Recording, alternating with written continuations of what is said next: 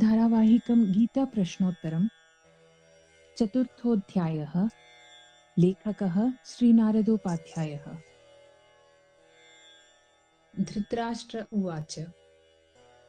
भगवता कर्मयोगादिभिः नानावचनैः प्रेरितः अर्जुनः युद्धमिदं संभवतः करिष्यति इति भाति। यदि युद्धं न भविष्यत् तर्हि एव वरमासीत्। तेषां सर्वेषां प्राणरक्षणं समभविष्यत्। ततः किं पृष्टवान् अर्जुनः? वद सञ्जय। सञ्जय उवाच। आं राजन्, युद्धं तु विनाशाय एव भवति, परन्तु यथा श्रीकृष्णः अर्जुनं कर्मविषये बोधयन् उत्साहयन् चास्ति, तद्विचार्य तु युद्धं सम्भवेदेव इति भाति ममापि।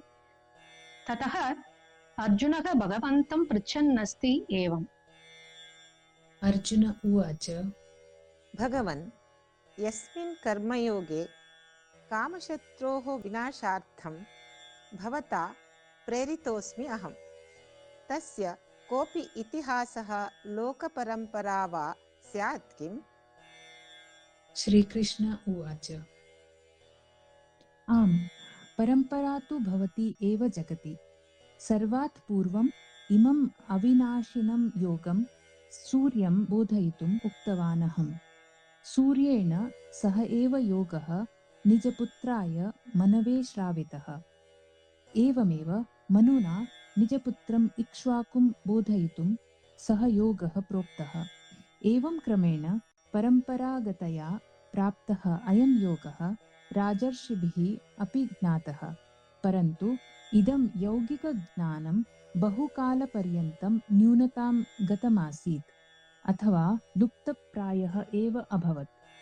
परन्तु त्वं मम प्रियभक्तः सखा च असि, तस्मात् तमेव पुरातनं योगम् अद्य त्वाम् उद्दिश्य उक्तवान् अस्मि अहम्। यच्च योगः उत्तमः, रहस्यपूर्णः, कल्याणकारकः च वर्तते। परन्तु भगवन्, तव एतत् वचनं श्रुत्वा अहम् आश्चर्यचकितः सञ्जातः अस्मि। कथं कदा च त्वया सूर्यः उपदिष्टः? यतोहि सः सूर्यः तु पुराकाले हि उत्पन्नः आसीत्, परं तव जन्म तु इदानीन्तनम् अर्वाचीनं वा एव।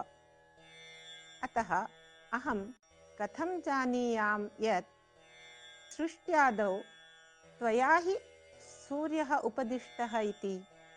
त्वम् एतादृशैः वचनैः वृथा मां भ्रामयन् असि किम्? न हि अर्जुन, यथार्थं वचनम् एतत्। न वा भ्रामकम् एव स्यात् कदाचित्। हे परन्तप, मम अस्य जन्मनः वार्ता नैव इयं। शृणु, मम तव च बहूनि जन्मानि क्रमेण व्यतीतानि सन्ति। तानि सर्वाणि अपि जन्मानि अहं प्रत्यक्षं जानामि। कस्मिन् कस्मिन् जन्मनि मया त्वया च किं किं कृतमासीत् इत्यादिकमहं तत्सर्वं सम्यक्तया जानामि, परन्तु त्वं च सम्प्रति तन्न जानासि। मम जन्मवत् तव जन्म न भवति किम्? न हि अर्जुन, अहम् अजन्मा अविनाशी च अस्मि। अर्थात् जन्मरहितः, विनाशरहितः, तथा च सम्पूर्णभूतानाम् ईश्वरः अस्मि। एवं स्यां चेदपि अहं स्वकीयां प्रकृतिं स्ववशीकृत्य योगमायया प्रकटीभवामि। तर्हि तव प्रकटीभवनस्य सः अवसरः कः भगवन्? आम्, लोके अस्मिन् मम प्रकटीभवनस्य विशेषः अवसरः अस्ति एव अर्जुन। यदा यदा धर्मस्य हानिः अधर्मस्य वृद्धिः च भवेत्, तदा तदा अहं लोके अवतरामि। तव अत्र अवतरणस्य प्रयोजनं नु किं प्रभो? साधुसज्जनानां रक्षणार्थं, दुष्टानां दमनार्थम् अर्थात् विनाशार्थं परम्परया आगतस्य न्यूनतां गतस्य वा सनातनधर्मस्य पुनः सम्यक्तया संस्थापनार्थं युगे युगे लोकेऽस्मिन् अहं सम्भवामि। भवतः अवतरणं साधुरक्षणाय दुष्टविनाशाय धर्मस्थापनाय च भवति इति ज्ञातम्। परन्तु एवं विधेन पुनः पुनः अवतारेण भवान् कर्मादिभिः न बध्यते किम्? न हि अर्जुन, केनापि कारणेन मम बन्धनं कदापि न सम्भवति। यतो हि मदीयं जन्म कर्म च दिव्यं वर्तते। न च मदीयः कश्चन स्वार्थः हि स्यात्, अहं तु केवलं लोकहिताय एव प्रकटीभवामि। एवं रीत्या यः मां तत्त्वतः अवगच्छेत् सः अपि शरीरं त्यक्त्वा पुनर्जन्म न प्राप्नुयात्, अपि तु मामेव एति। तादृशः जनः त्वामेव प्राप्नुयात् इत्यस्मिन् विषये अस्ति वा किञ्चित् प्रमाणम्? कुतः वा न पार्थ? ये मनुष्याः माम् एव आश्रिताः मयि एव तल्लीनाः भवेयुः, एतादृशाः बहवः जनाः ज्ञानद्वारा अर्थात् मम जन्म कर्मयुतस्य दिव्यतत्त्वस्य अभिज्ञानेन पूताः भूत्वा रागभयक्रोधादिभिः रहिताः सन्तः ते मामेव प्राप्तवन्तः आसन्, प्राप्नुवन्ति च। तादृशाः जनाः केन भावेन त्वच्छरणं यान्ति भगवन्? हे कुन्तिपुत्र, ये मनुष्याः अस्मात् प्रपञ्चात् विमुखीभूय येन भावेन मच्छरणं यान्ति, अहमपि तेनैव भावेन तान् भजामि। सम्पूर्णमनुष्याणाम् उपरि मदीयः सत्प्रभावः जायते, येन ते अपि स्वार्थम् अभिमानं च परित्यज्य परहिते तत्पराः भवन्ति। भगवन्, त्वं शरणागतं भक्तं प्रति अनुकूलः वर्तसे, तथापि जनाः त्वां विहाय देवोपासनां कुर्वन्ति इति दृश्यते। किमर्थमेवम्? एतस्य कारणं यत् मनुष्यलोके कर्मजन्यसिद्धिः झटति भवति। मनुष्याः स्वभावेन स्वाभाविकतया हि विषयभोगान् प्रति आकृष्टाः भवेयुः। भोगान् प्रति हि ते महत्त्वं दद्युः। तस्मात् ते कर्मजन्यां सिद्धिं वाञ्छतः मां विस्मृत्य च देवान् उपासते।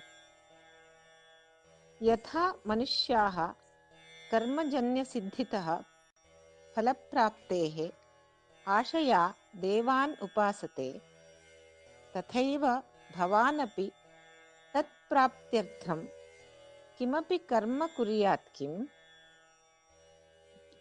यत् कर्तव्यं स्यात् तत्तु करोमि अहमपि, परन्तु ततः किमपि स्वकीयं स्वार्थपूरणं भवेत् इति उद्देशेन नैव कदापि, अपि तु जनहिताय एव कर्म करोमि।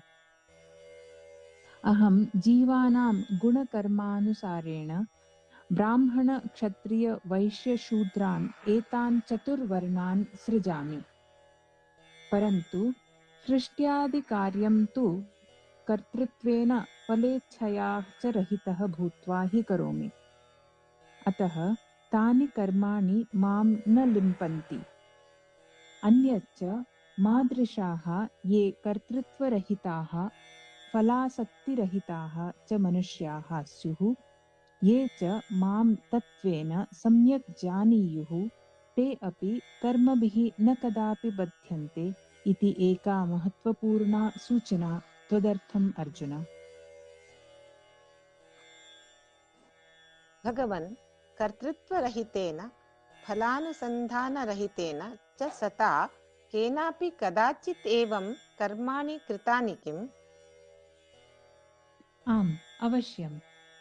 पूर्वजैः मुमुक्षुभिः कर्मणां वास्तविकं तत्त्वं समग् अभिज्ञाय कर्माणि अक्रियन्त। अतः अर्जुन, त्वमपि पूर्वजैः पूर्वतरं कृतं कर्म अवश्यं कुरु। तैः पूर्वजैः कृतं यत् कर्म यच्च कर्तुम् अहम् आज्ञाप्ये त्वया तत् कर्म किं भगवन्? किं कर्म किं च अकर्म इत्यस्मिन् विषये विद्वांसः अपि सम्भ्रमतां गच्छेयुः। तस्मिन् कर्मतत्त्वविषये हि अहम् इदानीं त्वां वदिष्यामि, यत् विज्ञाय त्वं संसारबन्धनात् मुक्तः भविष्यसि। अस्तु, किं तत् उच्यतां भगवन्? शृणु तावत्, कर्म अकर्म विकर्म चेति त्रिविधं कर्म संज्ञितम् अस्ति। एतेषां त्रयाणामपि तत्त्वम् अवश्यं ज्ञातव्यं भवता, यतो हि कर्मतत्त्वम् अतीव गहनं भवति। कर्म अकर्म चेति अनयोः तत्त्वयोः अवगमनं कथं भवेत् तर्हि? तदेव वदन् अस्मि, शृणु। कर्मणि अकर्मणः दर्शनम्, अकर्मणि च कर्मणः दर्शनम् इत्यर्थात् कश्चन कर्म कुर्वन्नपि तस्मिन् निर्लिप्तः स्यात्, एवं निर्लिप्तः सन्नपि कर्म कुर्यात्। एवं प्रकारेण यः कर्म करोति सः हि मनुष्येषु योगी कथ्यते। तथैव सर्वकर्मणः कर्ता बुद्धिमान् चापि सः आख्यायते। बुद्धिमत्ता इत्युक्ते किं भगवन्? यस्य सर्वकर्माणि सङ्कल्परहितानि कामनारहितानि च भवेयुः, एवं यस्य च कर्माणि ज्ञानाग्निना दग्धानि स्युः, तादृशः पुरुषः ज्ञानिभिः अपि बुद्धिमान् कथ्यते। एषा एव तस्य बुद्धिमत्ता स्यात् इति विद्धि अर्जुन। एतादृशस्य पुरुषस्य स्थितिः कीदृशी स्यात् भगवन्? एतादृशः पुरुषः क्रियाफलेषु आसक्तिरहितः अथवा फलाश्रयरहितः सन् सः सदा तृप्तः सन्तुष्टः च भवति। अर्थात् सः सर्वकर्म कुर्वन्नपि नैव किञ्चिदपि करोति इति ज्ञायताम्। भगवन्, यदि कश्चन निवृत्तिपरायणः स्यात् तदा?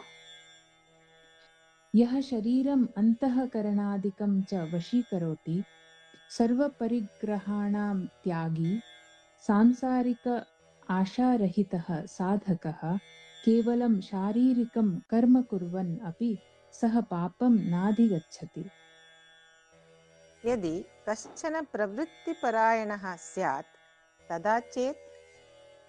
प्रवृत्तिपरायणः सः अपि सर्वविधौ परिस्थितौ प्राप्तायां सत्यामपि सदा सन्तुष्टः भवति।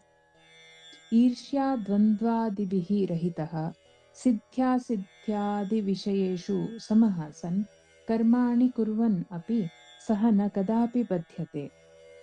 न एतावन्मात्रम्, अपि तु यः आसक्तिरहितः जनः, स्वधीनः, यस्य केवलं परमात्मप्राप्तेः हि आकाङ्क्षा स्यात्, केवलं यज्ञार्थमेव कर्मकर्ता सः, तादृशस्य पुरुषस्य प्रारब्धसञ्चितक्रियमाणानि सर्वाणि अपि कर्माणि विलीयन्ते।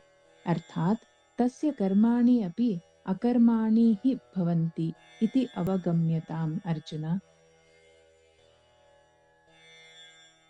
भगवन्, त्वं माम् असकृत् यज्ञरूपकर्म कर्तुं प्रोत्साहयन् असि। कदाचित् कर्म कुर्वन् अपि कश्चन पापं न प्राप्नोति इति वदसि। अतः यज्ञसम्बन्धिकं विषयं मदर्थे सम्यक्तया बोधय। अर्जुन, यज्ञस्य स्वरूपाणि विविधानि भवन्ति। तानि सावधानपूर्वकं शृणु। प्रथमतः ब्रह्मयज्ञः कः इत्युक्ते, यस्मिन् यज्ञे सर्वाणि करणानि उपकरणानि द्रव्यवस्तूनि क्रियाः कर्तादीनि ब्रह्मरूपाणि मन्यन्ते तादृशः यज्ञः ब्रह्मयज्ञः कथ्यते।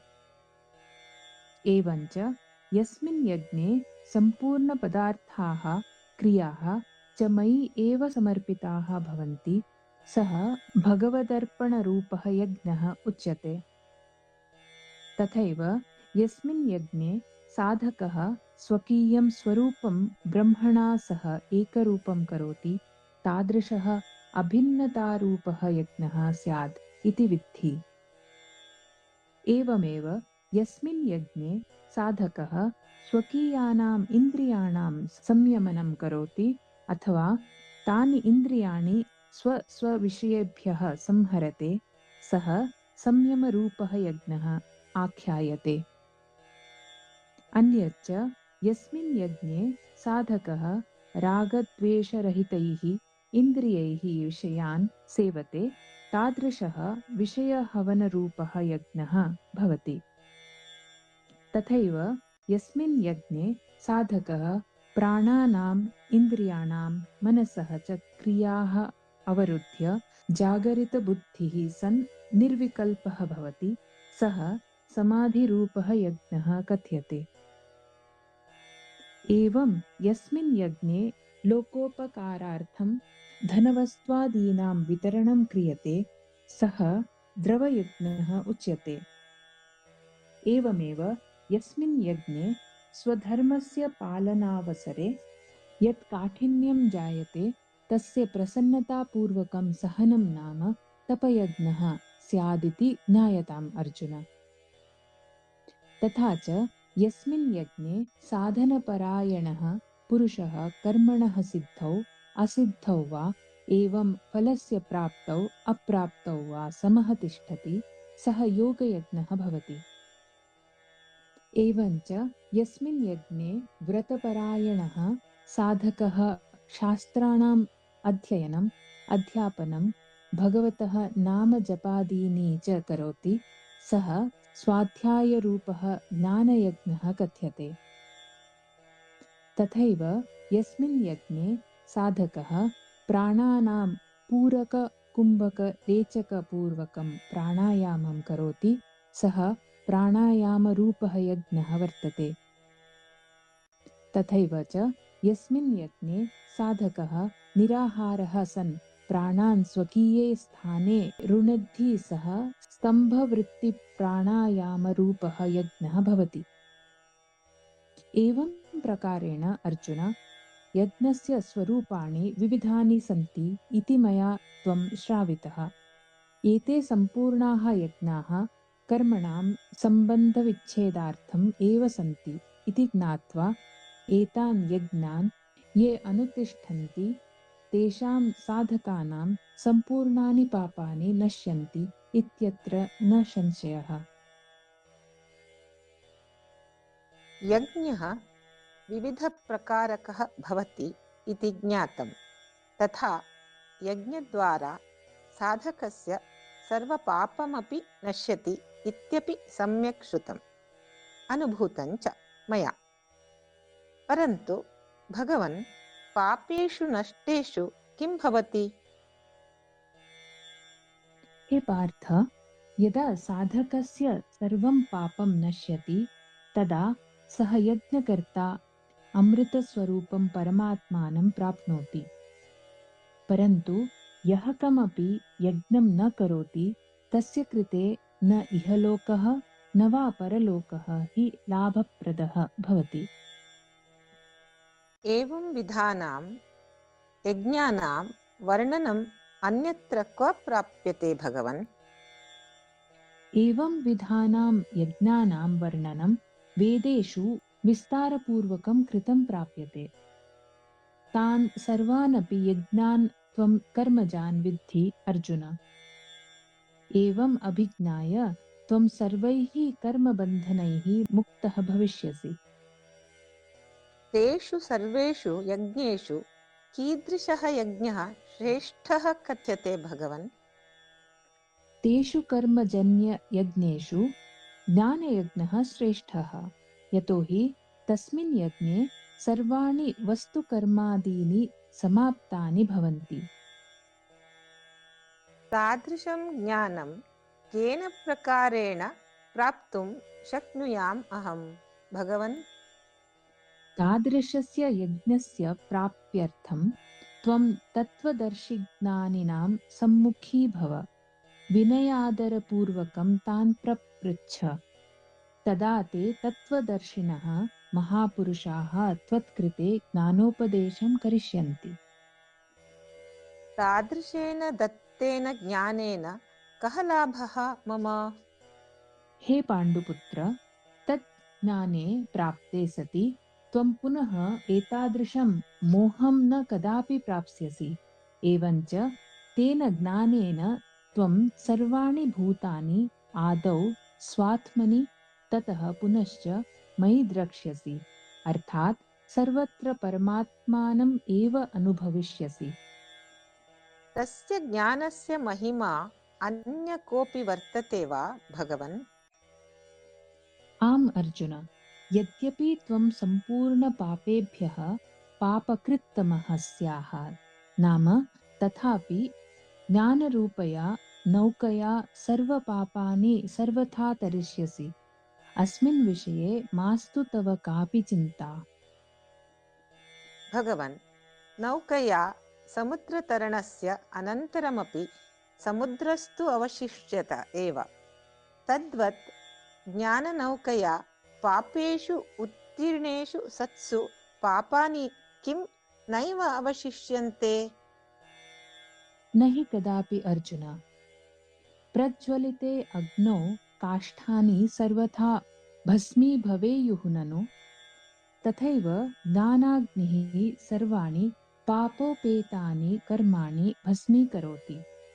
अत एव अस्मिन् मनुष्यलोके ज्ञानेन सदृशं नान्यत् किमपि पवित्रवस्तु स्यात्। तज्ज्ञानं कर्मयोगेन संसिद्धिः मनुष्यः स्वयमेव स्वस्मिन् आत्मन्येव अवश्यं प्राप्नोति। भगवन्, कर्मयोगेन संसिद्धः पुरुषः यत् पवित्रं ज्ञानं तत् स्वयमेव आत्मनि प्राप्नोति इति त्वया कथितं। परन्तु तज्ज्ञानम् अन्यसाधकः केन प्रकारेण प्राप्नुयात्? यः संयतेन्द्रियः साधनपरायणः श्रद्धावान् च साधकः वर्तते, सः तज्ज्ञानं लभते। सः तज्ज्ञानं प्राप्य शीघ्रमेव परमशान्तिम् अधिगच्छति। एतस्य ज्ञानस्य प्राप्तौ कापि बाधा स्याद्वा भगवन्? बाधा तु तादृशस्य जनस्य हि सम्भवेत् यः स्वयं न किमपि जानाति, न वा अन्येषु आदरभावं प्रदर्श्य तेषां वचनं हि मन्यते। सः स्वयं हि संशयात्मा वर्तते। एतादृशः मनुष्यः अवश्यं पतति। तस्य कृते न वा अयं लोकः सुखदः भवेत्, न च परलोकः हि सुखदायी भवितुम् अर्हेत्। एवम् अज्ञानिनः संशयात्मनः च मनुष्यस्य न क्वापि सुखदर्शनं सम्भवति। यदा मनुष्यस्य संशयभावः नश्येत् तदा किं स्यात्?